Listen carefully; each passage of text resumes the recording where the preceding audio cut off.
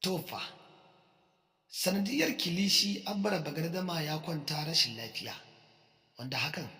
ya sa an masa ƙarin ruwa, sannan kuma kilishi ta yi farin ciki da kuma murna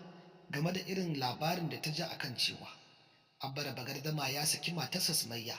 daman ita kaɗai ce kawai ta tsokane mata ido, wanda a yanzu haka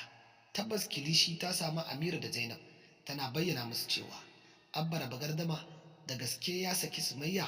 ko kuma a'a kawai dai ya yi sakin ne saboda a ƙara rufawa juna asiri. A lokacin Zainab ta ƙara tabbatar mata da cewa wallahi Abba Galadima ya saki Anti Sumayya, kuma mai martaba sarkin Gabas ne ya sa shi ya je ya sake ta, sannan gashi a yanzu haka duk ba shi da lafiya, yanayinsa ya canja sakamakon kasancewar abin da ya ji ya aiwatar na wato sakin matarsa. Lallai babu shakka a nan gaba akwai gagarumar cakwakiya a cikin shirin fim ɗin Labarina game da irin halin da Kilishi za ta faɗa sakamakon irin abin da ta aikata wa Abba Galadima da kuma matarsa Sumayya. Dan tabbas dama mutane sun bayyana cewa mai haƙuri yana tare da Allah, sannan a ƙarshe za ku ji cewa Amira ta bayyana gaskiyar al'amarin abin da ya faru bayan an je kotu zuwa sakamakon zuwa ba da shaida da ta yi, wanda hakan ya tabbatar da Kilishi cewa fa asirinta ya tonu bayan Amira ta bayyana gaskiya. Lallai babu shakka masu sauraro sai ku gyara zama da kuma biyo mu har zuwa ƙarshen wannan bidiyon don jin zazzafan sharhi wanda muke tafi da shi da kuma jin irin yadda za ta kasance a cikin shirin fim ɗin Labarina bayan irin yadda Lukman da Presdo kansu ya haɗu waje ɗaya suke kuma ƙoƙarin taimakawa Sumayya a yanzu haka. Sannan za ku ji cewa sun haɗu da wato mahaifinta da kuma mahaifiyarta Maimuna akan ya za a bullo al'amarin don ganin cewa an taimaka wa 'yan tasu Sumayya bayan har yanzu da Bagardama akwai ciwon son Sumayya a cikin zuciyarsa.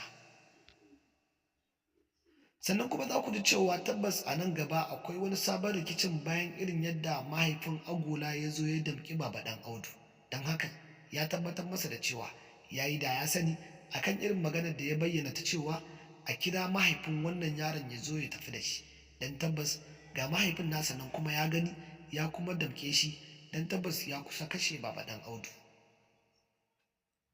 A lokacin da Baba Ɗan Audu ya zo har cikin gidan Baba Rabe ya ci masa mutunci da kuma yi masa wulaƙanci iri-iri akan abin da ya faru, tare da bayyana cewa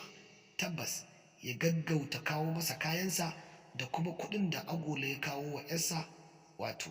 'yar Talatu, don tabbas ya tabbatar masa da cewa idan har bai kawo wannan kuɗi ba zai iya shari'a da uban kowaye a kotu akan kuɗinsa, sakamakon kasancewar Agola sato wannan kuɗi yayi, sannan kuma Agola ya bayyana cewa shi fa yayi hakan ne don ya raya sunna, kuma sannan yana son auren Bintalo ne, hakan ne yasa ya ebo waɗannan maƙudan kuɗaɗe